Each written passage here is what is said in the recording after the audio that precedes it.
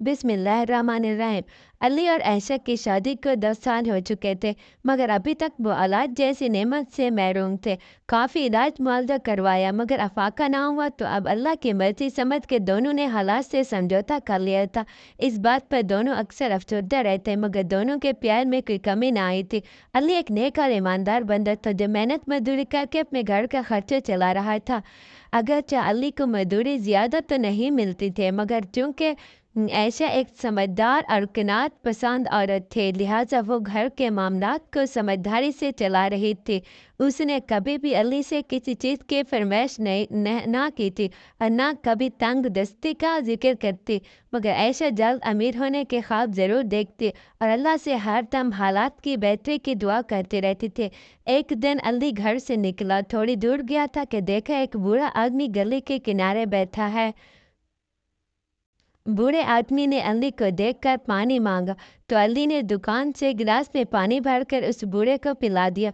बूढ़े आदमी ने पानी पीने के बाद अली का शुक्रिया अदा किया और अली को ढेरों दुआएं दी। चंद दिन बाद जब अली काम से वापस घर आ रहा था, तो रास्ते में उसे एक बैग मिला। पहले तो वो उसको नज़रअंदाज करके आगे बढ़ने लगा, मगर फिर फ़ौरन सोचा कि अब ये उसकी ज़िम्मेदारी है कि मालिक तलाश करे। ये सोचकर अली ने पहले तो इधर-उधर देखा, जब कोई नज़र न आया तो बैग उठाकर घर आ गया। आयशा ने अली के हाथ में पकड़े बैग को सवालिया अंदाज में देखा, तो अली ने सारी बात बता दी।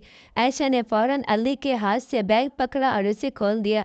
अंदर नए और पुराने नोट ही नोट थे। आयशा इतने नोट देखकर घबरा गई और जल्दी से बैग बंद करके इधर-उधर देखने लगी कि कहीं कोई देख तो नहीं रहा है।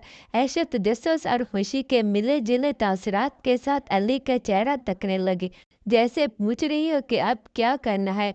अली उसकी दिली कैफियत समझ गया और फ़ौरन बोला कि हमें मालिक को तलाश करके ये बैग उस तक पहुंचाना है, क्योंकि हमारा दीन इमानत में खयानत को पसंद नहीं करता और दूसरे के माल पर नज़र रखना भी एक नापसंदीदा फ़ेल है।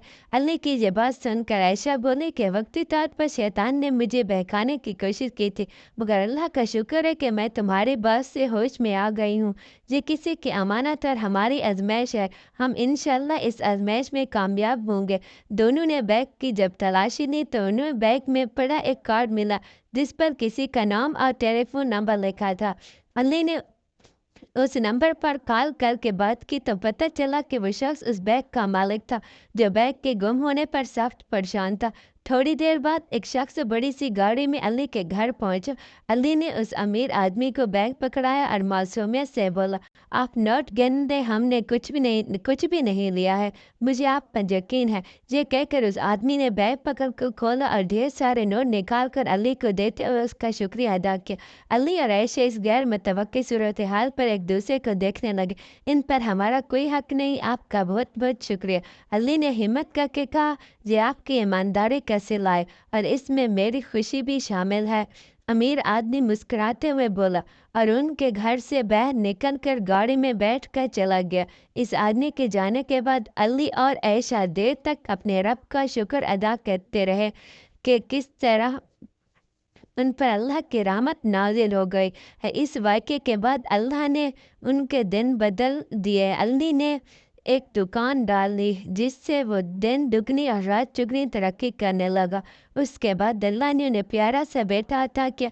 बेशक अल्लाह सबकी सुनते हैं।